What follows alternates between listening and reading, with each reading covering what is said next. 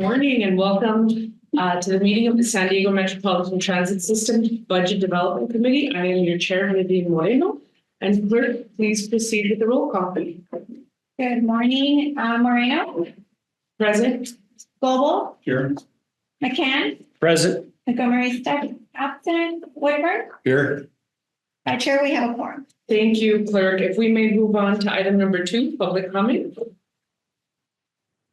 We do have a public comment. Alex Wong, if you can please make your way to the podium.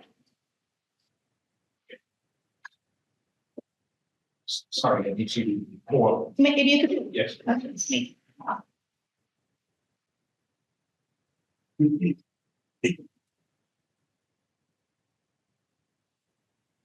You have 2 minutes. Kudos to MTS for implementing local payment before Comic-Con. With the ability to pay directly with credit card or mobile wallets, rather than no longer risk visiting a bus or probably unlimited covers on that. This will get a lot of mutual drivers on transit who would otherwise be discouraged by a cumbersome app. MTS carried a whopping 265,000 additional riders during Comic-Con, and this is a massive success. Plus, if you thought the Green Line was crowded during Comic-Con right now, consider how much more overcrowded the Green Line will be during Comic-Con once Mission Valley is fully built out. Passengers will likely have to wait for several trains to pass by before finding a train standing. This will add to the times. The solution to this is to increase Green Line trolley frequencies to 7.5 minutes. This will double current capacity, shorten travel times, and help passengers feel safer. And to ensure 7.5 minute Green Line frequencies, it is crucial to avoid having the airport trolley create a bottleneck by sharing contraction with Green Line. That's how the airport trolley currently is planned. That's a key reason why it supports the people movers to airports with not share tracks with any problems. That concludes public comments, Chair. Thank you. And if we could take a 5-minute recess, just really quickly. Thank you. Everyone's comfortable here, so okay. Thank you very much. We are going to move on to item number 3, which is the approval of the minutes for our meeting of May 8th, 2024. Clerk, are there any members of the public who wish to speak? We have no public comments. Thank you. This is an action item, so we do need a motion and a second. I'm happy to make a motion, and we have a second. Motion by Councilmember Moreno and second by Chair Whitburn. All those in favor, please say aye. Aye. Any opposed? Okay, motion passes unanimously. We're going to move on to our committee discussion item number 4, Senate Bill SB 125 funding update. And Mr. Thompson is here. Good morning, Mike Thompson. I'm the Deputy CFO, and I'm joined by Gordon Meyer, who's our Manager of Financial Planning and Analysis. We're going to give you an update on SB 125. As you recall, this legislation was passed last fall, and they put together a funding plan in the legislature, and you're supposed to receive cash starting on April 30th of this year. We did not receive that cash, and that got sort of bundled into the overall state budgeting process. So this chart here looks at the original funding plan, and you can see it was heavily front loaded. We were supposed to get 136 million by April 30th, which we did not receive. We were supposed to get another 129 million for this current fiscal year, FY25. And then in the out years, we're getting just smaller amounts of zero emission transit capital program funding. So it got rolled into the state budgeting process. They did publish new budgets for that. It didn't change the FY24 figure for the transit inner city capital program.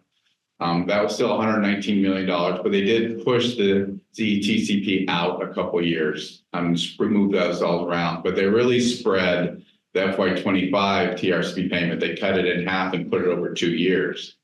We got a letter that said in early July that we'd be getting that first payments for TRCP and the first 2 payments actually for the ETCP, but we haven't gotten it yet.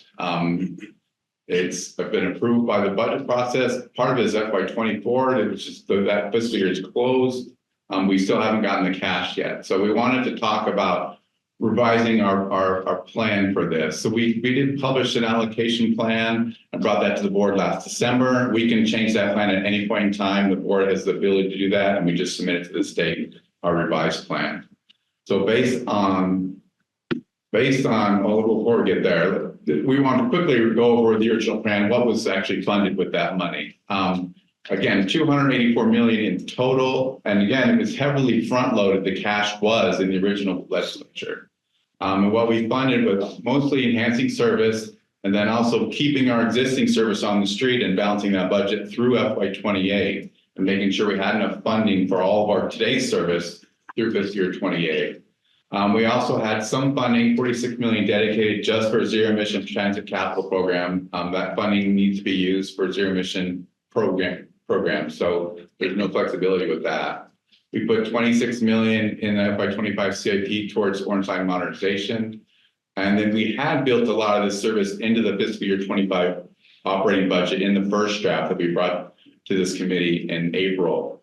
But with the cash not coming in, board made a decision to push out some of that service and just keep regular service levels in place until we know more what's going on with this cash. So a lot of that service enhancements that was built in FY25 was not in the final operating budget that was approved. Security enhancement was in the final budget, Iris Wrap was in the final budget, but everything else was deferred at that point in time. But you can see how much service was built in here. I mean, 60 million towards security service enhancements, 39 million towards trolley service enhancements, 54 million towards bus service enhancements, another 19 million for Iris Rapid, and then 5 million towards Otay Mesa, both a study to see what the needs are for that area, and then a placeholder for funding some of that service in the out years. And then bus stop improvements, and finally the structural deficit balancing, which really you think of that is keeping today's service levels on the street as long as possible. So that was the original plan. We want to propose a revised approach because we are very concerned with the funding, the future of this funding. It's already been delayed 4 months. We still haven't gotten any cash yet that we're supposed to get for the legislature, get on April 30th. So it got swept into the overall budgeting process. It seems like that's going to be the case going forward. It was approved again, but we still have not received it yet. But we're expecting 136 million cash for this first payment.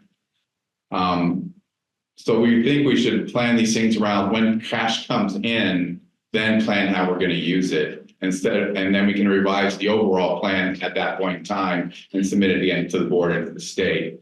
So we just think it might be better to look at a payment by payment as they come in, because we're just not comfortable that it's going to come as freely as we think it's going to come based on what's happened so far. So starting with the Transit Intercity Rail Capital Program, or TIRCP, this is the biggest pot of money. We are expecting $119 million any day now. We check every day. We're thinking maybe a check's just going to come in the mail, but we haven't gotten anything yet. So with that funding, we're proposing keeping a portion of the original plan in place, not touching the security enhancements or the Iris Rapid or the Orange Line modernization, $26 million that's in the CIP, leaving that alone. But we also want to use some of that first payment to balance the budget and keep service on the street into FY27. But then we also want to fund some of the service that was originally proposed for FY25, including the Blue Light Overnight Express and all the trolley service enhancements of bringing everything to 15-minute service. We'll put those in place and fund that through not just 25, but also 26 and 27 with this first payment to get us a little bit of runway if payments do stop. We are fully funded. We're not fully funded on the structural deficit balancing for through 27, but it would fund these service levels in FY27. And that's how we propose to use that first $119 million. For the second payments, again, we can revise the allocation plan at any point in time. We're putting proposals today on what we want to do with the second and third payments, but we also propose that as we get those payments in, we meet with the BDC, we bring the allocation plan back to the board and do that as those cash comes in when we know what cash is coming in. So based on today, we're proposing extending everything in the first payment through FY28 and trying to get all of our services in place into FY28 to build that runway for what we have to deal with this large structural deficit. This will not be enough to fully balance the FY28 budget based on today's projections. And again, this is a tentative plan.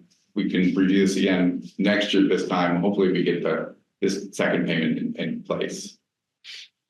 For the third payment, we're proposing to get those structural, the more structural depth balancing to keep service on the street into FY28. And at that point in time, we should have extra funding where we can put more bus service on the street and put more trolley service on the street. Probably we could do that in FY27 because we get the cash around this time in FY26 into 2026. So that's basically what we're proposing. It does shift more funding to balancing the structural deficit. It doesn't fully balance FY28, but it still gets us into FY28 like the original plan did. It does reduce and delay some further planned service enhancements. And the reason why the structural deficit balancing number is higher is the original plan was based on FY24's 5-year forecast. And as you recall, when we brought the budget to the board in June, FY25 5-year forecast is not as rosy as the previous one was. There's less passenger revenue expected. Expenses are higher than expected. So the deficits, instead of being about $60 million a year as an FY24 plan, they're more like $80 million a year in the FY25 plan. We just need more money to try to delay addressing the structural deficit. It does remove funding from this pot of money for Otay Mesa and for bus stop improvements. We will continue to seek competitive sources of funding for those projects. We could also fund part of these projects in the operating budget or in the capital improvement budget as the board sees fit. And again, the out-year plans are really tentative. We really want to talk about that first payment and how we want to program that because that's the cash that we're going to get at this point in time. I hope to get.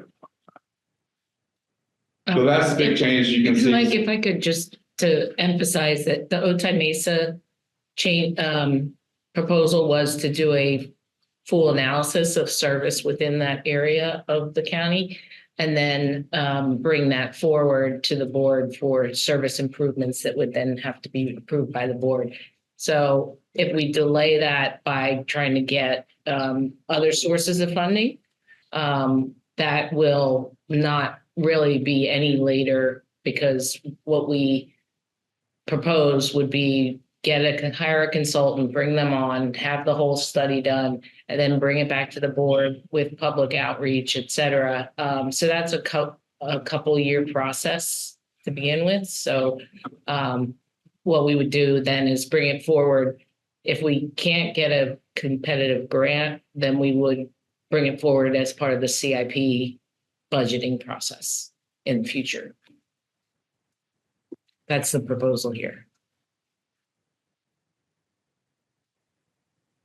Just to recap, it's $237 million. We are taking more dollars out of bus service and trolley service and bus service enhancements, but we are keeping service on the street as long as possible, our existing service on the street as long as possible. On the zero emission transit capital program, this funding was dedicated towards zero emission transit. So it really is just on the capital side. We had originally proposed putting all this $46 million of funding towards the battery bus charging infrastructure projects at all of our divisions. So we've already have one system in place in South Bay. We need to expand that, and we need to add systems at Imperial Avenue, Kearny Mesa, and East County to begin our transition to battery electric buses. So the funding here shifted. It's 70.3 million originally was planned for this year, and then 9, or basically 10, 10, and 10, and they moved it around, but they're paying us 2 pieces at once. So we're actually still we're expected to get 70.3 million still, even though they moved the out years around a little bit. They're giving us those first 2 payments at the same time. So we're not proposing any change there. We programmed that 70.3 million in the FY25 CIP. It's going towards Kearny Mesa. It's going towards Imperial Avenue. It's going towards East County. So we're not proposing any changes there. And as the future payments come in, we'll just bring that as part of the CIP development process. And we have this pot of money dedicated to zero emission to make sure what we want is for, whether it's buses or whether it's the charging infrastructure, but we're not proposing any changes to our overall allocation plan on this side. So The original allocation package was approved by the board and submitted to the state last December. Again, as I mentioned, the package can be updated as often as necessary and anytime the board sees fit. We anticipate at this point in time, annual updates as the cash comes in. We'll make updates to the plan and revise all of it. There is a lot of detail in the allocation plan that does take a little bit to update, but we will bring that back to the BDC and bring it back to the board as well. So our next steps is to, based on the feedback from this committee, is update that allocation packet and bring that package back to the board in September for approval, and then we can submit to the state. And once the state approves it, then we can incorporate any budgetary changes in the operating budget at the mid-year amendment. So with that brings us to the staff recommendations that the MTS Budget Development Committee order recommendation to the MTS Board of Directors to approve the revised SB 135 allocation package. Thank you. Before we go to committee member comments, we're going to go to the public, see if there's any comments. We do have several comments from the public. Alex Wong, if you can please make yourself to the podium.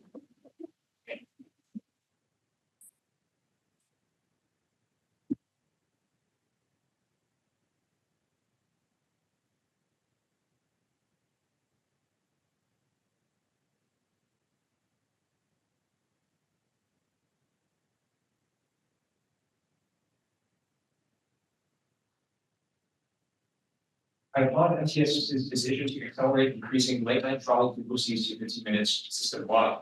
Reliable late night service will allow more low-income workers who currently drive to work at graveyard shifts to switch to transit. This will save them lots of money because transit is much cheaper than driving. However, it behooves MTS to also increase mid-coast frequencies June 2025. I am concerned that MTS may delay 7.5 minutes frequencies on the mid-coast in order to balance the structural deficits. I ask MTS to reconsider this decision. Increased frequency not only shortens travel times and alleviates overcrowding, it also helps passengers feel safer. In 2023, 84% of Trolley Park 1 crimes and 60% of Trolley Park 2 crimes happens at stations rather than on board trolleys. Increased mid-coast frequencies to 7.5 minutes is the best investment MTS can make. Remember that it only costs $3.7 billion annually to do so. Remember that Blue Line has lower per passenger subsidies than nearly every single MTS bus route. Remember that Blue Line ridership has grown by 15.4% in the last fiscal year alone. And last Tuesday, San Diego approved a plan to add 60,000 new residents and 72,000 new jobs to University City. The Mid-Coast trolley is already crowded during peak hours, even without special events. Delay frequency increases means the Mid-Coast trolley can soon be so packed that riders have to wait for several full trains to pass by before finally finding a train or standing room. It's thus crucial that MTS proactively increase frequency before overcrowding suppresses levels. Simply put, 7.5 minute Blue Line frequencies, peak frequencies cannot come sooner.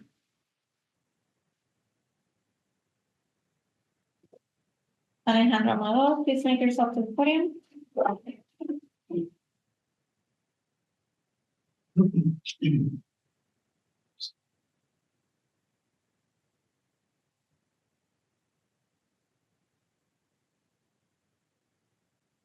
Good morning. My name is Alejandro Amador, and I work with Casa Familia in San Isidro. And the reason why I do wanted to come today is that I did see that the bigger cut for the budget for the bus service and the trolley service enhancements. And I think if we want to increase ridership and as Alex just mentioned, also increase safety, it's vital to keep those service enhancements and frequency. So yeah, I also asked for you to reconsider cutting those as much as you did. It's almost half done. Same thing. Carolina Martinez, please make yourself to the podium.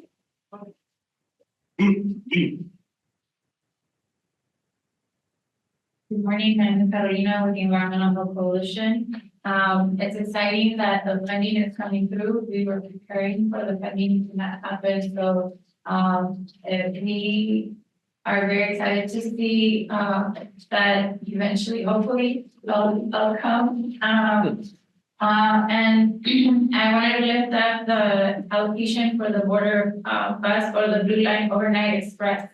It is definitely a priority for our communities. and it's still in the plan. And we've communicated with staff, and staff stated that if the funding comes, then it should be implemented as soon as January 2025. Which is it's a priority, and we want to make sure that it stays that way. So we strongly support that and are excited to hear that. I do want to express concerns with it. So it's unclear to me. The report is not that clear on how much and why, or how our priorities decided.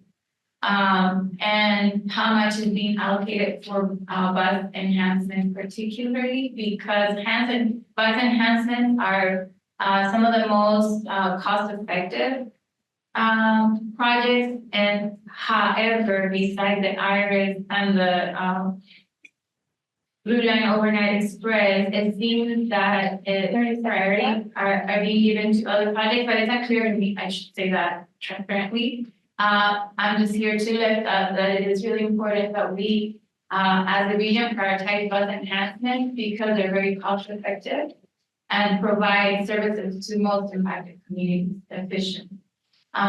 So just here to question that, but excited about the Blue Line Express overnight. Thank you.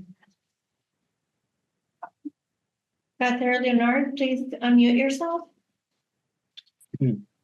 Hi, thank you. I just would like to reiterate the request of everyone else to not cut frequencies on lines. Frequency is the #1 driver of ridership, which can reduce or increase rather fare box recovery.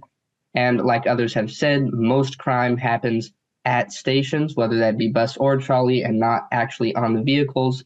So reducing frequency gives people more time in a risky place. Especially on the Mid-Coast trolley, I would encourage you not to cut frequencies. It's already overcrowded at almost every time of day, and it doesn't make people want to take the trolley. Thank you. That concludes public. Thank you. I'm going to take Chair's prerogative to kick off this discussion. First and foremost, thank you to staff on all the hard work on the SB 125 funding. It's been a roller coaster. It usually is in this industry, but I think this was just a little bit more exciting, for the lack of a better term. And I am absolutely glad that we received the funding.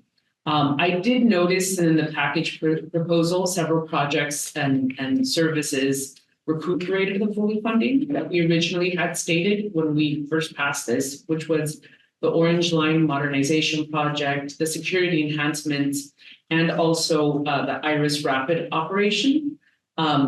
Additionally, the Blue Line Overnight Express is also going to receive full funding. I just want staff to note on the record when we expect to operate the Blue Line. We're talking about for the 7.5 minute on the Mid Coast, or are we talking about the 15? Over the Overnight Express Blue Line. Oh, Yeah. Go ahead, Dennis. Sorry. Yes, so Come up to the microphone, just be careful. Nice try.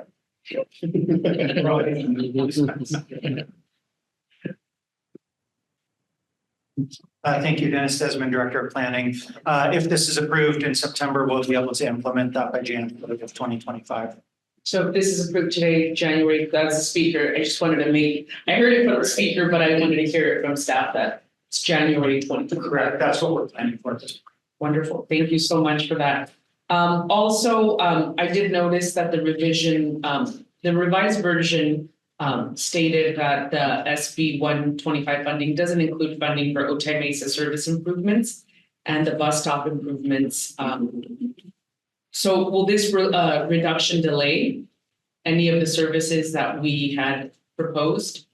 So for the Otay Mesa, we hadn't proposed any specific ones because we wanted to do a comprehensive analysis. There's so much development happening in that area. And we also put in the Iris Rapid so that it kind of was a good feeder to any other services that we'll put in the area. And so the goal was to select a consultant that would then help us. So I don't know that this will necessarily delay that process because it's kind of a lengthy process anyway. Thank you. So we intend to look for other planning grants in order to do this study so that we can proceed with the study even if it's not funded through a year.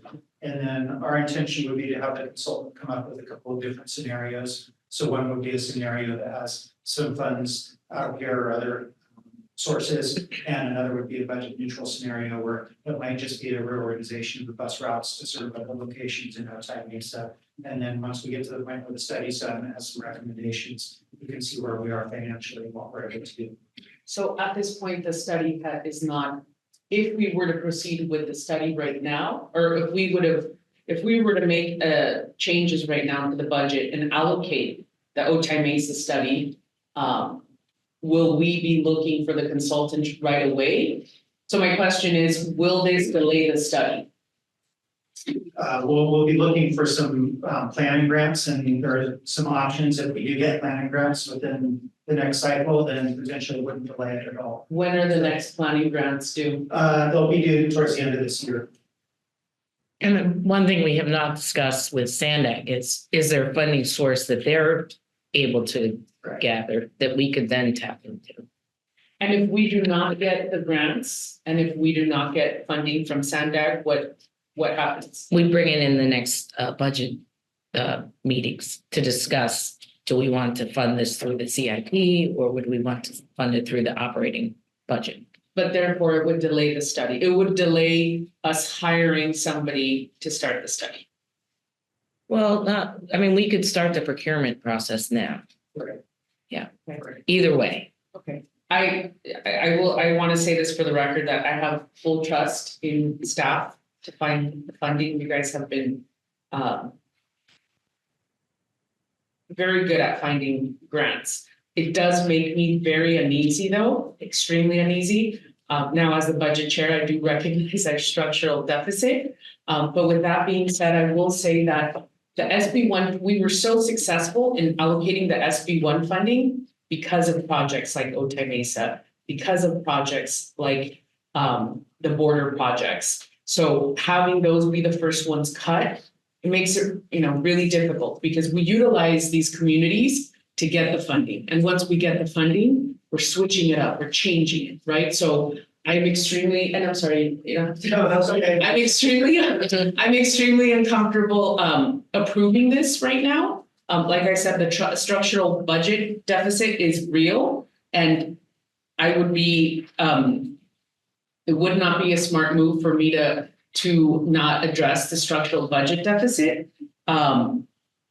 So I'm standing uneasy with that right now. Like I said, I do hear the commitment from staff in allocating that funding. It feels like a bait and switch. I'll say it. It feels like we're gonna do this state. Okay, cool, we get the money, wonderful. Oh, actually, no, we're not gonna do that. So I feel uncomfortable with that. How much did we shift to balance the structural budget? I think it was slide 3. It's $50 million. It's 50 million. Okay, and how much did we take away from the Otay Mesa and the border projects? It was 5. It was some for a study, and then it was a placeholder for service in the out years. Okay. And then also under bus service enhancements, I noticed that the original proposal was 54. However, the revised is 27. Can you go over that in more detail, please? It's done at a very high level. So we're basically only putting in the Blue Line Overnight Express at this point in time until we get to that third payment, and then we can figure out exactly what we want to fund in that round. We will do more detail on that when we put the allocation package together, if the overall framework is approved. But as of right now, the only thing that's going to be on the streets is the Blue Line Overnight Express on the bus side through FY26. And you're saying that the rest of the money is you're proposing to bring it back in a later fiscal? Well, yeah, there was maybe $10 million and Because the 54 Mine is 27. Right, so we put potentially 10 million service enhancements in 27 and 28 on the bus side. But we don't have a specific plan on that until we actually go through the overall allocation plan and really look at everything that proposed originally. Okay, bus service enhancements are a big deal to our community, and once again, this is something that. And I recognize you said this several times that we can modify the SB 125 funding every single year, and I think that's what all of us really liked about this. I made a commitment to our community that this is what we were going to fund, knowing that we could modify it a little bit. But like I said, but I do recognize the structural budget deficit. Once again, I go back, these projects are the reason why we even received the funding, right? It's the study that we did. We were really prepared, we were really poised to receive the funding. We received it, we have it, now we're switching it. And I'm comfortable with that. We have a structural budget deficit. So what I'm gonna do is I would like in the motion that if you could bring up the motion, one of the things that I would like what you stated on the record, that we would find this money either through the grants or the Otay Mesa enhancements, that we would find the money through grants and or modification of CIP proposal. I would like that added to the motion so that it's very concrete, our commitment to come back to the community, and we're committed to this. We're not going to utilize it for this right now, but we're committed and we're going to come back to it. So I don't know if I made my motion clear.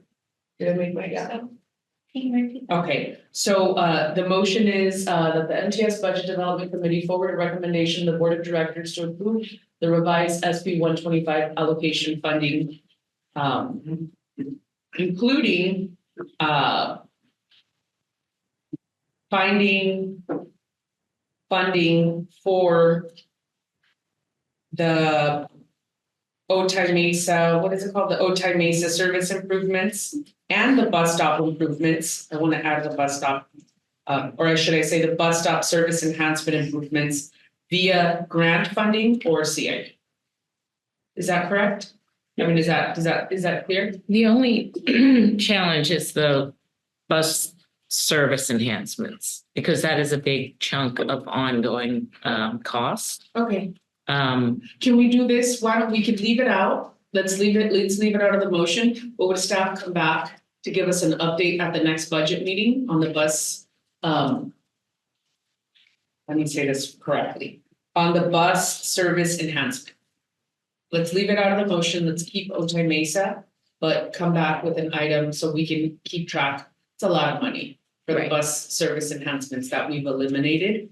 From the proposal, and I want the community to know that we're committed, we're going to do it, we're going to find it, and if we don't find it in grant or CIPs, then we're just simply going to modify the SB 125 funding year 2 or 3 to reinstate it. But I want it on the record so that when I'm gone, it's there. Is that clear, you guys? Perfectly clear. I tried to draft something, so do you mind if I read it back to you to see if it, because I don't have access to the screen? Yeah. So it would be, this is the first line, that the Budget Development Committee forward a recommendation to the Board of Directors to approve the revised SB 125 allocation package, that the Otay Mesa study and bus improvements be funded with grants or other sources. Bus stop improvements. And bus stop. I think we called it Otay Mesa service improvements and the bus stop improvements. Otay Mesa service improvements. Yeah, that's and the bus bus stop project. Okay. Or name and Service. Otay Mesa service and bus stop improvements be funded with grants or other sources. If funds are not identified, staff to return to Budget Development Committee to identify capital improvement or operational budget sources. Yes. And then we'll leave the other part. We said it. Under bus service enhancements, we'll leave it as a line item for the next budget, not line item. As an item that we will go into more detail so that the community can come out and we could discuss that. So with that, that's my motion on the floor. I do need a second and I'm going to turn it over to committee members. I'll make a second for you. Thank you, Mayor McCann. Anybody else wishing to? Yeah, go for it.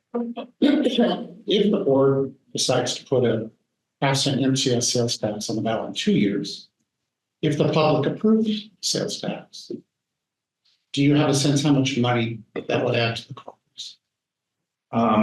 It depends on if it's a half cent or a quarter cent. Okay, Half cent, like what Transnet receives, is $300 million a year.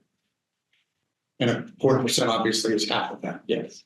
And let's say the public approves either one. Does the state say, hey, you don't need our SB 125 third payment anymore because you just added your own source of money? It does not appear. It's formula based on population and service on the street. So it doesn't, we're local based on population and local revenues actually might enhance our allocation. Okay, and finally, if the public approves that tax and there's some new source of revenue of $150 to $300 million a year, is there an expiration on the SB 125 that like there was on CARES and ARPA that you have to spend it by a certain time? No, Otherwise, no expiration. thank you. Thank you. So we have a motion on the floor with a second. Anybody else wishing to be recognized? Hearing nobody, we will go ahead and take a voice vote. All those in favor, please say aye. Aye. All those opposed, please say nay. Any abstentions? Okay, so the motion passes unanimously. Thank you. Thank you, guys. And we're moving on to item number 5, which is fiscal year 2025 capital improvement CIP updates. I want to say a few things. First and foremost, I was the one that recommended that the board or the committee be brought a detailed list of our capital improvement projects at MTS. I think this is instrumental in really understanding all the great work that you guys are doing behind the scenes, and also for us to find out what items we need to be advocating at the state or federal level. So with that, Mike, if you don't mind, Mike Thompson, take it over. And I think it's important to note that this is an information only item. We wanted to be thorough in our presentation on the CIP for you. But we are not recommending moving money out of the CIP.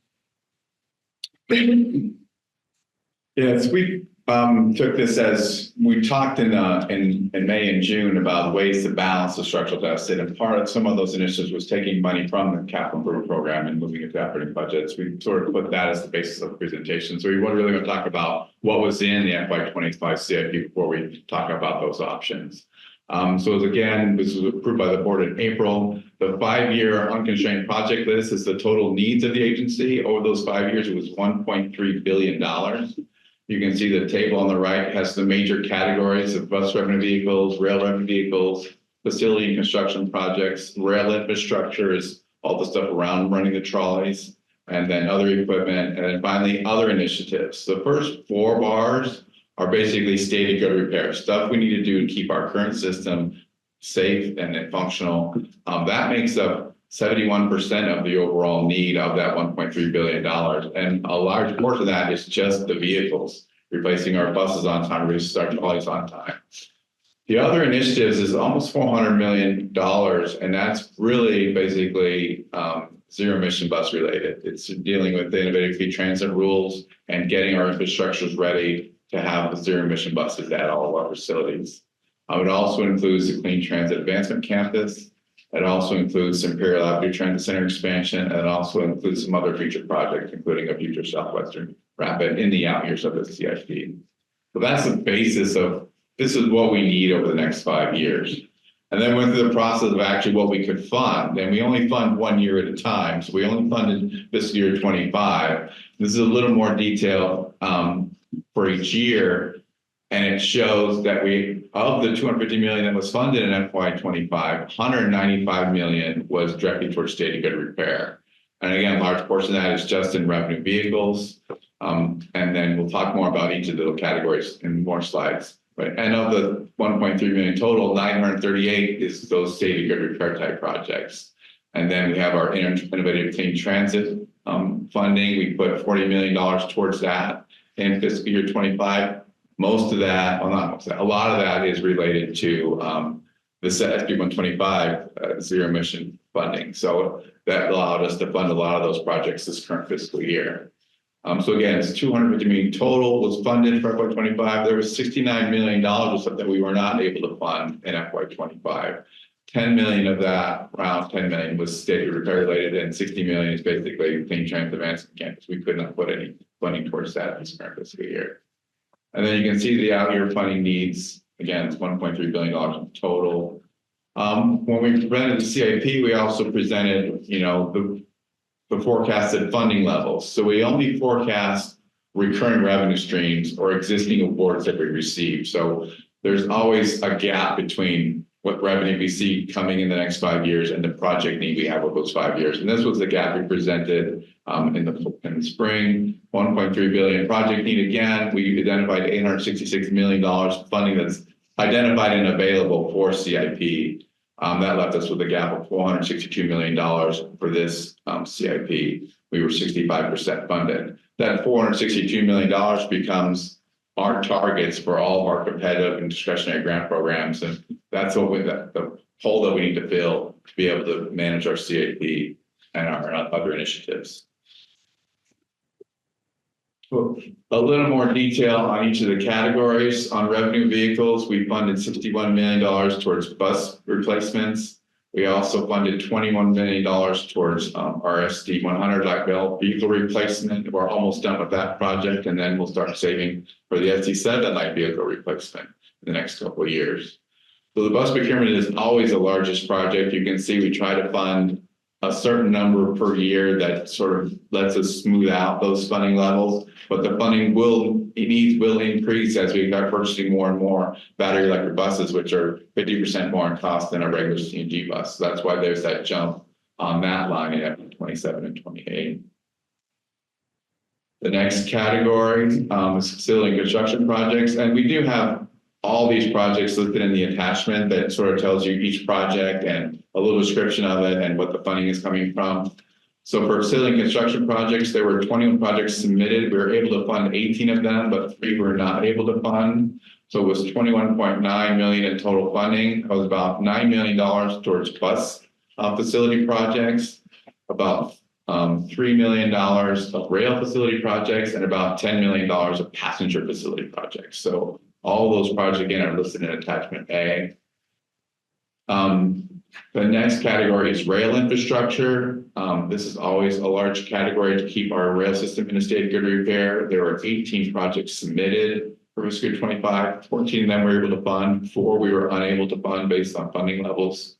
It was 69.5 million total, and that's where the 26 million from SB 125 or the orange line is sitting here as well. That is a big boost to this funding category.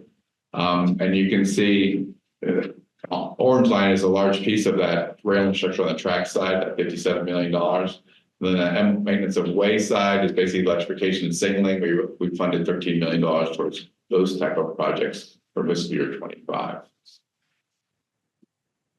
Other equipment installation is basically 2 different pieces. It's the operations equipment, like service vehicles and other maintenance and cleaning equipment. And then it's also the admin side, it's basically IT infrastructure, IT software systems, those type of things.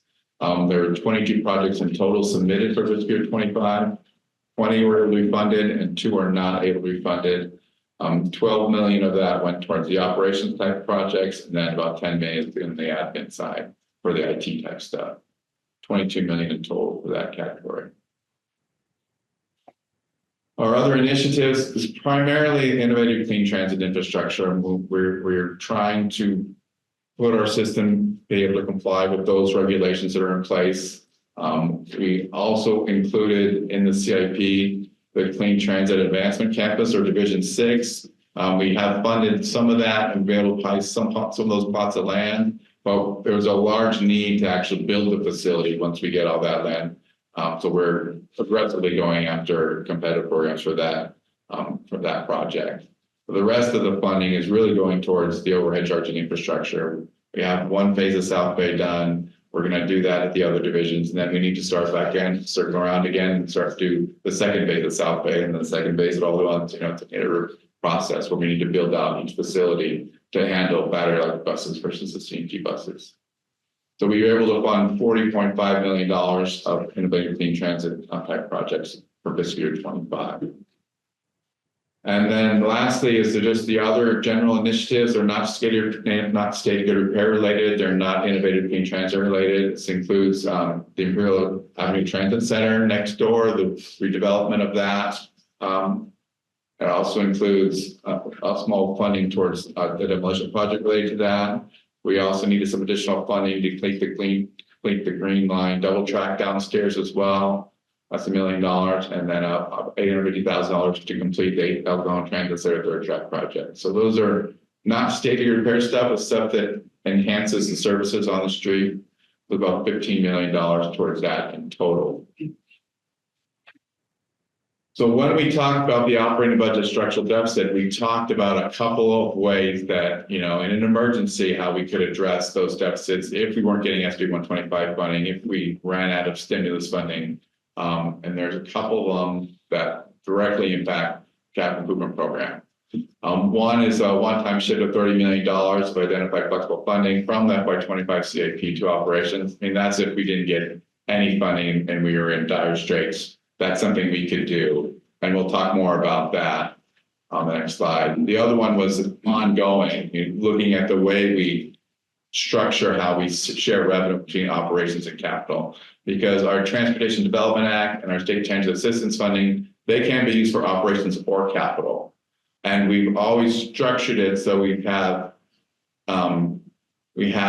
a lot of that flexible funding in the capital improvement because we want to fund capital and keep our system in a state of repair. We've done a great job on that over the last 15 years, but that money is flexible. They're being used either way. So if we needed to, we could shift that money. We'll talk more about that as well. On the one-time shift, we actually identified about $70 million of funding in the FY25 and earlier CIPs that for projects that it's just flexible. It can be used for operations or capital. It's not that we could shift these things. Any shifting of this funding would delay those projects, and all these projects need to be done. But it would be in an emergency situation, we could move this money around. So of that 70 million, we said, well, we could probably do 30 and backfill it later on. Again, this is not a recommendation at all. It was never a recommendation in the budget development process. It was just if we needed to, we could shift some money around. You can see bus procurement is we're not using that money right now, but we do need that money shortly for bus procurements. All the other projects, and we still need to do those projects, but we haven't actually committed to doing any of that yet. So we could back it back out. And clean transit management campaign, we're just in the process of buying the land. We have enough money for that. We have some money saved for the start of construction, but again, that's years away. We could shift that money out, but again, you have to backfill it someplace. You're not solving anything, you're just delaying and take care of emergency, basically. The other piece of it was an ongoing shift. So we always do, we always maximize how much federal dollars we can put in the operating budget toward preventive maintenance. And for the last 15 years, we've been, if we increase the federal dollars in the operating budget, we take TDA and put it back in capital to keep capital whole. So we have a large portion of TDA in the capital budget every year because of this process. Technically, it's flexible, it can be used in either place. So that's money if we wanted to delay our state of repair and stretch that out of how fast we turn over our buses, how fast we replace and repair all of our system. You take chances on those type of things because it's ongoing maintenance, keeps you ahead of problems. But if you just wait, problems pop up anyways, you have to repair it anyways. But you just sort of playing that game where you're going to be a little less aggressive on keeping everything in state of repair. We could move $38 million of TDA between from capital to operations. We could also move about $20 million of STA, again, a flexible funding source. We've always put STA in the capital budget because way back when they took all our STA away one year. It's been subject to the budget process at the state level. So it's not safe money in our eyes. So we put it in capital because if it's in the operating budget taken away, suddenly we have to service problems. So we try not to put that there. It's been very steady since SB1. So We have less concerns about that. It is tied to diesel commodity, which sort of dwindles every year as well. But again, we could move that. It is flexible that we could use it for capital or operations. That would be about $20 million. Now, that said, doing those shifts, it does delay projects. It does delay not just our nice to have projects of doing transit center and improvements, things like that. It's delaying zero emission bus transition. It would delay state of repair projects. There's just no other money. I mean, we could go after competitive opportunities like we always do, but there's no guarantee you're going to get that funding, and you never know what you're going to get in a given year. But it is possible to do that. But again, it does have an impact on your state of repair. And this next slide sort of gives you a demonstration of that. So over just looking at 26 to 28, as we looked at this next CIP development cycle, if we want to adjust how we fund the CIP, we would start an FY26 CIP. We had identified $314 million of project for 26, 200 million of which was state of repair related. And over those 4 years, 700 million is state of repair related for our need based on the last CIP. That's before we even get to our zero emission bus transition or the clean transit campus or any other initiatives. This 700 million is just state of repair. Now we had identified funding about 600 million. So we already had a gap for those years based on the FY25 CIP. If we took $58 million per year out and shifted to operations to balance that help balance that structural deficit, we would only have $383 million over those 4 years for projects, and our state of repair need is $733 million. So it's a dramatic impact on what we're able to do. It would really stretch out when we can do these repair things. So again, it's not something we're recommending. It's just, it is flexible. It can be done in an emergency situation, and if it needs to be done. But does leave a significant gap just for our state of repair needs. And the funding level goes from 60% with our existing programming of revenues to 38% over with that change. So it is a dramatic difference. So to recap, we're not proposing any changes to FY25 CIP. We're not proposing any changes to the methodology of how we're revenue sharing. We will bring this up again. We'll look at in the budget development, we'll look at the 5-year forecast a little bit earlier. So as we're doing the CIP development, you can sort of understand that in the back of our minds. Remember, we still have this problem. As long as CIP funding still comes in, is not delayed or changed further, we won't propose any changes to how we use supplemental funding in the capital budget. But again, if things do get changed or do get worse, then this is an option that is available to the court. With that there again is there's no staff recommendation on this informational, and we have to answer questions. We're going to move to public comment first. We have no public comments, Chair. Committee members, are there any comments? Go ahead, Chair. I just would say thank you for doing that exercise, both with, the first presentation, looking at possible options, but also looking at, and I would agree, I would want to get into any of the CIP that we have allocated, but knowing what that backstop looks like, I think is really helpful. It's a really responsible exercise. So thank you. Great presentation that does answer the question. When 71% of this is for state of repair, there's not a lot of extra room to do other things. So that's why it was a lot of work, but it's great answers to help us make policy decisions. A couple of questions. My first is in the context of syncing this capital project or a program with the operations program we just talked about, and how the changes that we just talked about are impacting this particular program.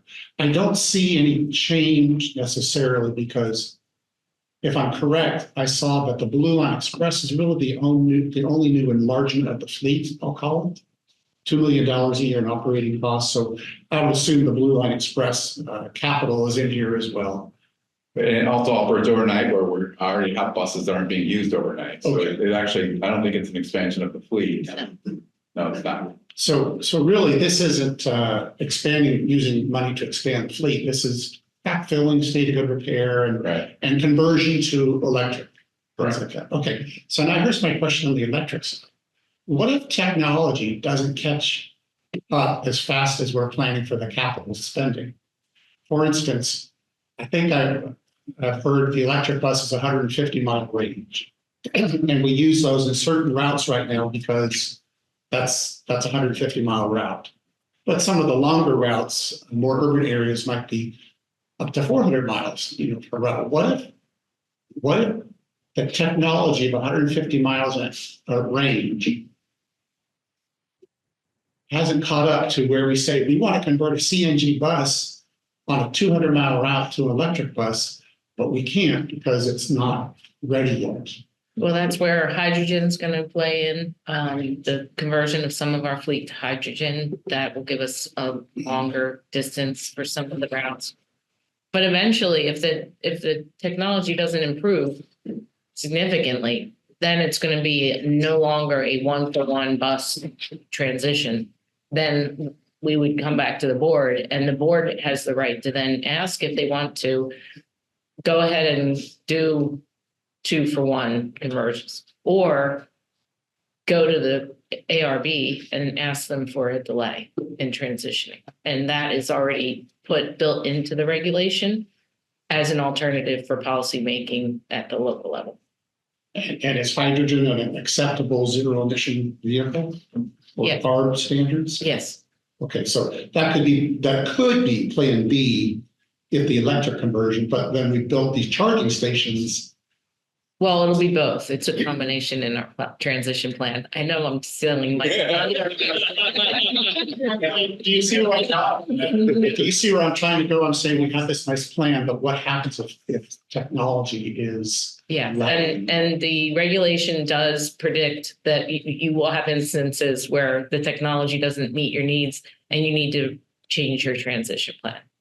And so the capital spending, that would affect things like overhead charging structure. Maybe in 3 years, if the technology isn't there, you don't build a charging structure in East County, you build a hydrogen. And we're building a hydrogen potential at our Clean Transit Advancement Campus To get the in learning Southeast. and expertise. Go ahead. Thank you. Mike Whiting, Chief Operating Officer here. Yes, great questions. Covered almost all of it. Absolutely, hydrogen has always been in our transition plan. In all of our divisions, not only CTAC Day 1, but in our other divisions, we're looking at where and when we would start to dabble in hydrogen. Right now, hydrogen is a budget issue. Hydrogen is much more expensive to run. It's not the cost of the infrastructure, the cost of the vehicle, it's the operating cost of the hydrogen that's limiting it. But we're still keeping our hands on it. There will be several options. As Sharon had mentioned, if the technology does not advance. This year, I'm actually on the panel with the state. We're analyzing the technology to see if the 2026 changes to the ICT that were originally drafted will be implemented based on the technology advancement. So the state is going through a process to see if the 50% criteria of purchasing will be applied starting in 2026. And a lot of that's based on how much advancement the technology is made. The regulation does not require you as an agency to shift from a 1-to-1 to a 2-to-1. The whole regulation was built with the premise this technology would advance fast enough where you can replace 1-for-1 because all the other costs would happen if you start splitting your routes to make them less inefficient just to accommodate the less range. You can still choose to do that, and there's agencies that have, but that is a path for you to go to the state and say, at this point, I can't continue this transition, please give me a waiver. And at that point, you could buy CNG vehicles to deal with that and manipulate your percentage purchasing requirement to deal with that. You can also, we were early adopters. Every CNG or every zero emission bus that we have today was prior to the regulation.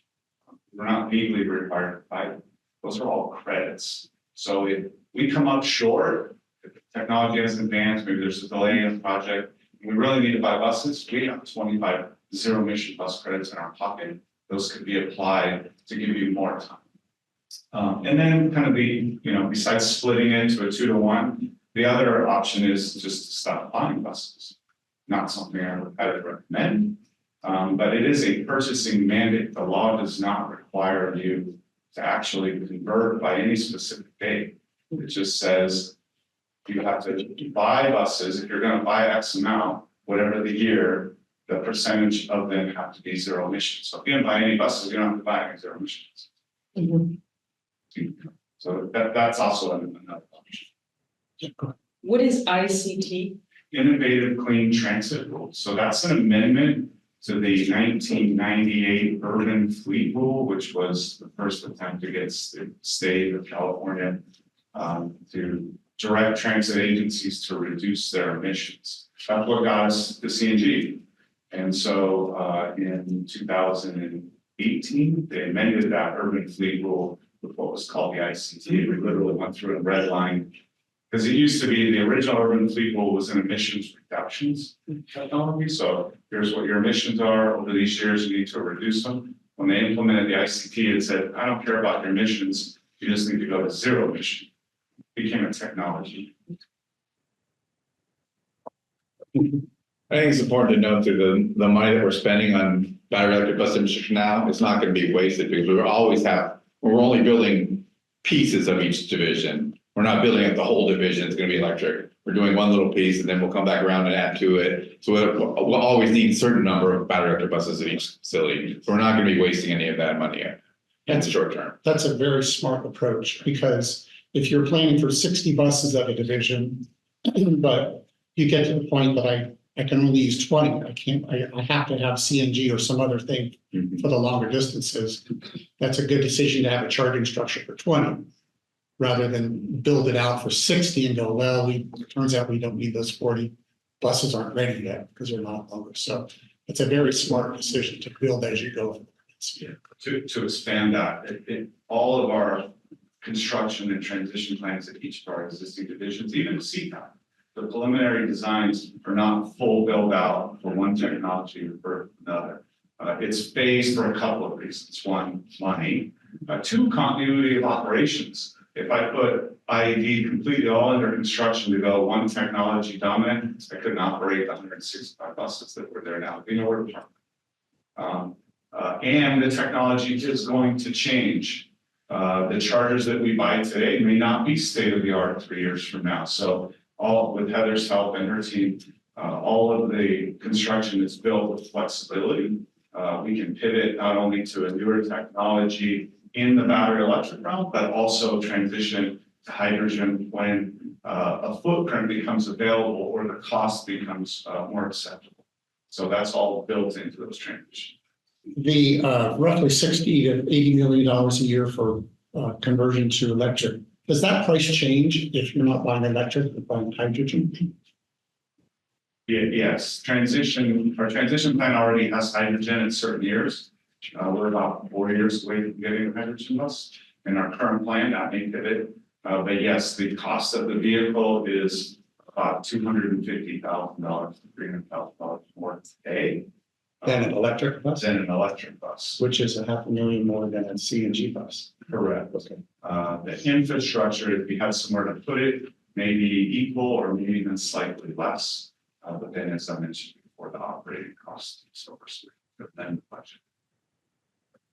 Short term, no effect, but if we're looking at a 5-year, 7-year, 10-year plan, we'd have to say, whoops, we need to change our capital purchasing of replacement buses because electric's not ready. Now we need hydrogen unless they allow us to continue with CNG. But that's a 5 to 10 year. Well, and the other factor is how are we going to balance the budget in the out years? And if the structural deficit forces us to cut significant service, then we're going to be cutting out a lot of bus buying. Bus purchases. Yeah, sure. Okay, thank you. Thank you for the answers. Any other members wishing to comment or make their comments? Well, thank you for the presentation. I think it goes without saying that we definitely want to make sure that we're addressing our state of good repair I think that takes precedent over anything that we're doing. So I know you're keeping us on track regarding that effort. You mentioned that TDA and STA goes into the capital improvement program. Goes into both, It goes into both. yeah, Goes into what both? operating budget and capital. Operating it, but we park it mainly in the CIP budget. STA is mainly in CIP. TDA, there's more TDA in the operating budget than CIP, but there's a lot of TDA in the capital budget. I got you. So how much do we have sitting in our capital improvement project program? Overall, How much money do we have encumbered? I actually don't have that. I can get that for you though. Yeah, it would be interesting to see. Is that back there? I can't see. Don't make Sharon turn. What is the total amount in the CIP that's currently encumbered? Look at Eric's Yeah. spreadsheet. I'm And I can. ask thinking another it's question. 1.5 billion, 1.3 billion. I'll ask another question as you're looking. I'm also wondering what other agencies do with their TDA and STA. Is it normal for a agency to put so much of their TDA and STA funding in the CIP bucket? I know we do things a little different and we're better than most, but I'm just wondering. Yeah, we haven't actually looked very closely, but there is, it's primarily used by a lot of agencies in the operating budget alone. And a lot of agencies will just go after the federal dollars and put that in the capital budget. Well, I know, for instance, the North County Transit District a few years back argued for using all of your preventative maintenance for your federal in your operating budget. That way you would be able to, maximize the service levels that you can put out. We are not suggesting that here, as we mentioned. That's not, we want to make sure we have a healthy CIP for state of good repair projects. Some agencies will do things differently because they have other sources of funding. So like LA has 2 cents of sales tax or something like that, LA Metro. And so they want to have something to match. They'll use different things to match and for whether it's for federal funding or whatever. And then there's just other agencies are not given the STA specifically just to them. It goes through their MPO. And then the MPO makes the decisions on what to spend it on. Certainly 71% of the funding going to state of good repair is very important. But 31% of that is a whole lot of money that obviously we're focused on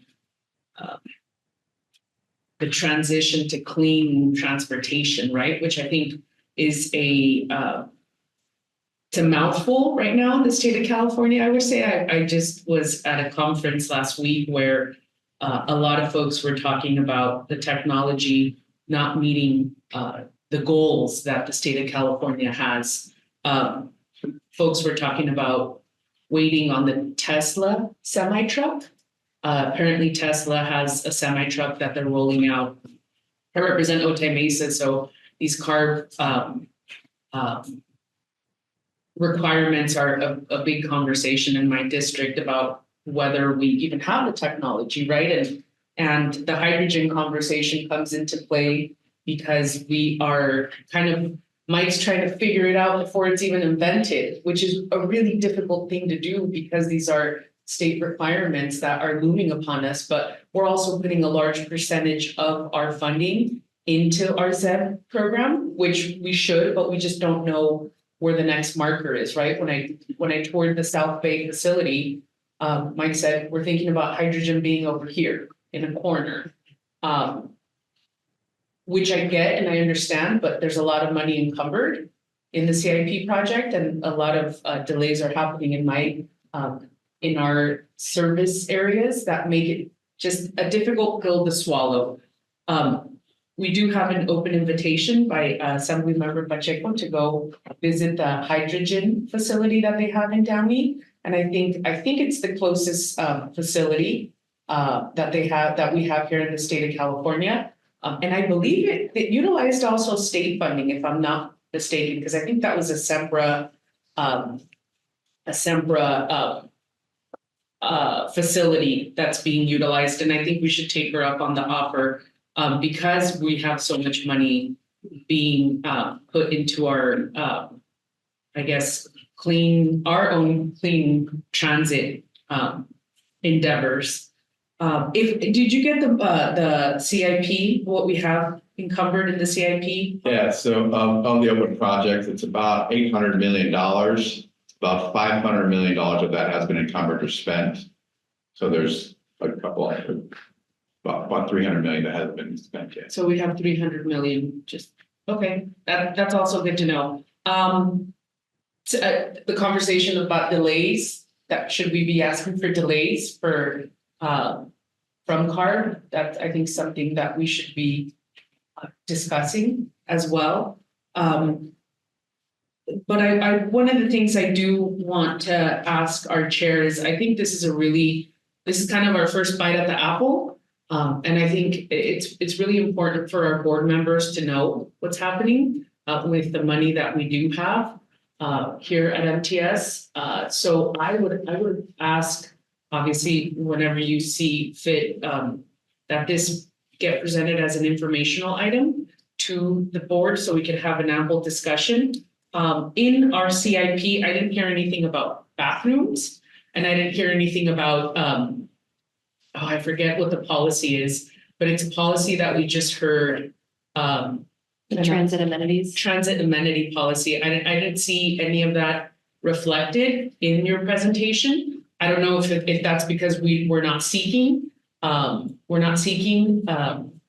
to go to those two areas, but those are two areas that the board has definitely brought up in our discussions as a board. So, I'm sorry. Did you want to talk about transit amenities? Sure.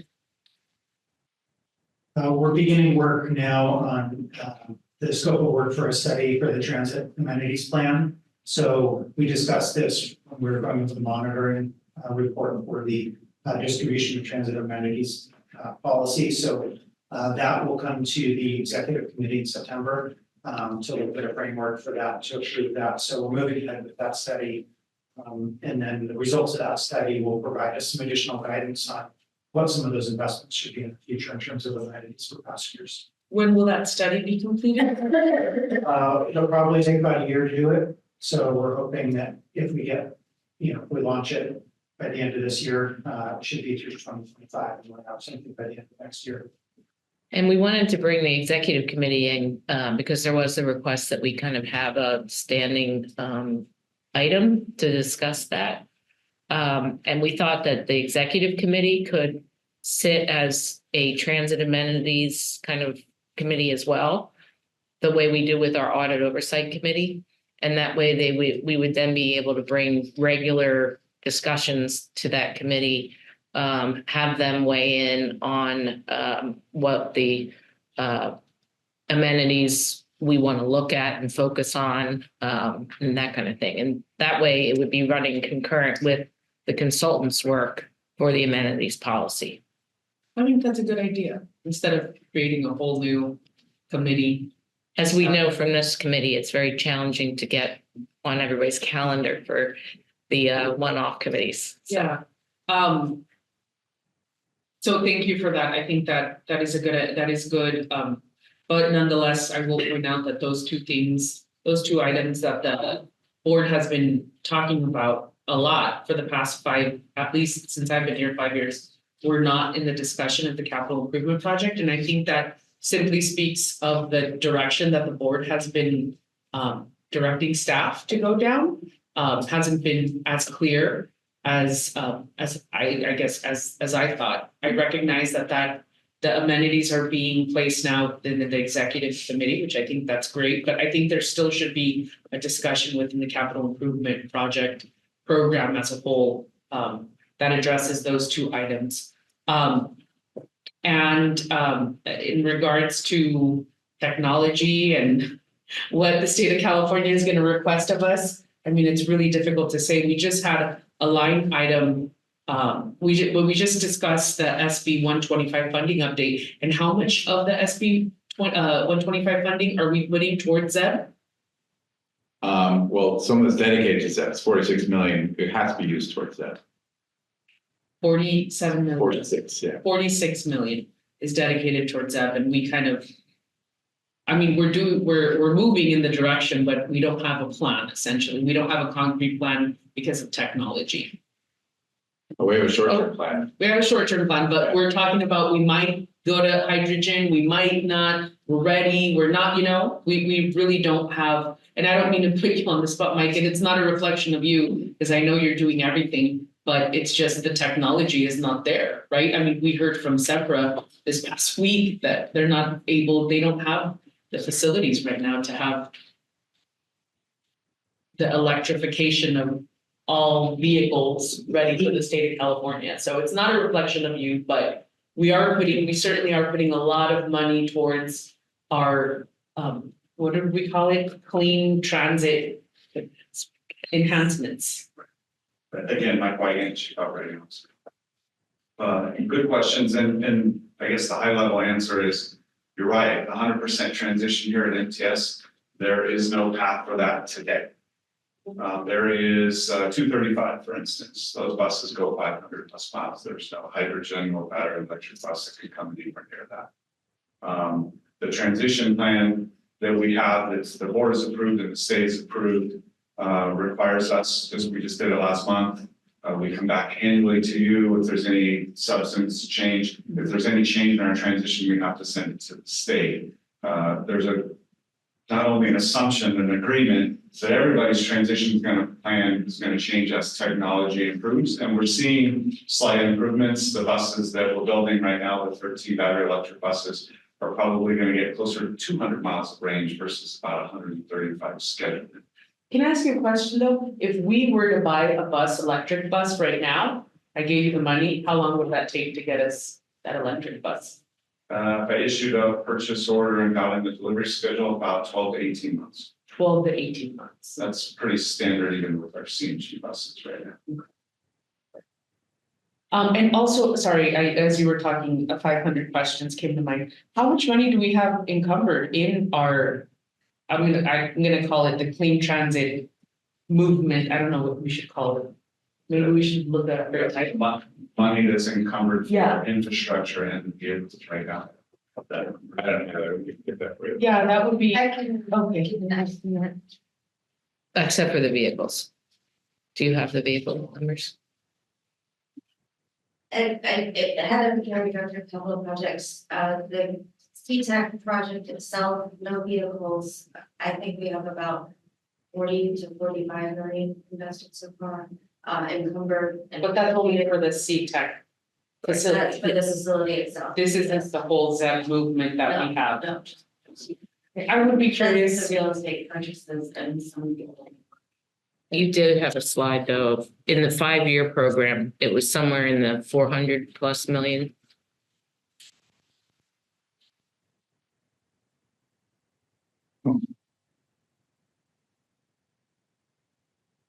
CPAC is 241 over those 5 years, but we already have another 85 allocated to that.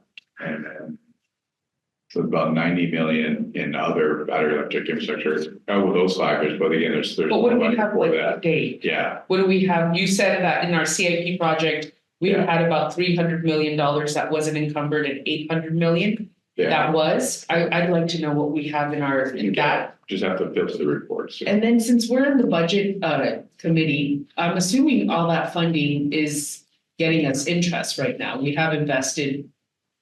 Some of it is you're reimbursed after you spend it, but anything that is not, anything that we received ahead of time, yes, we're earning interest on it, and it goes into the operating budget, the interest does. So interest goes into operating budget just in general, Right. which is another, I think, discussion Yeah. for our committee to. There are other, there are some funds where you have to, the interest has to stay with that fund. SJ State Repair is one where if you don't spend it and you aren't done, you have to keep that money with that project. But in general, the TDA and STA, it generated interest for the operating budget, helps balance the operating budget. Yeah, and even SB 125, if we get the checks, we will be able to earn the interest and use that in our operating budget. Okay, well, that's good to know. Thank you, Mike. Or did you have any? I was just gonna say, as it relates to the overall transition, the state has left check-ins on an annual or biannual basis on the technology. So there is the path, if the technology doesn't meet the needs of transit, for them to not implement the next year's requirements, the purchasing mandates. Right now, we're under a legal requirement that if I buy any buses, 25% of the 40-foot buses, and it's only right now legally required on a 40-foot bus. Starting in 2026, it potentially will add 60-foot, 45, and even cutaways. I think that's probably the area they may relieve everybody from because they see the technology is advancing. But each one of those stops is where the state, with the input from the elected officials and all of the experts, are supposed to. The design of the regulation is for them to say, okay, stop, this is too laborious on the agency because it's going to attack the ultimate goal, which is to make this transition without limiting or reducing the quality, the quantity, and integrity of the service that you provide today. And so that will be all of our responsibilities to make sure that that voice is heard. If we can't do this, whether it's money or technology, to try to get some reprieve, not one-off reprieves, not just us giving an exception, but the state realizing it's not quite there. Their approach is, I've been doing this since the late 80s, early 90s, even with CNG. They're like, well, if we waited till it was all perfect, we'll never get there. So we're forcing you to invest in this and watch it mature and hopefully there, that technology will meet all of our needs by the time we get to full transition. Big role with that. Well, thank you for that, and thank you for the work that you do. So that concludes my comments and questions. Thank you, guys. Anybody else really interested? Taking a crack? Okay. So with that, that is the end. It's an informational item. So we are going to move on to item number 6, which is our next meeting, which is to be determined. So this brings us to item number 7, which is our adjournment. Thank you all for attending and for your input today. The meeting of the MTS Budget Development Committee is now adjourned. And everybody have a wonderful day. Thank you. And thank you. It's with our setup.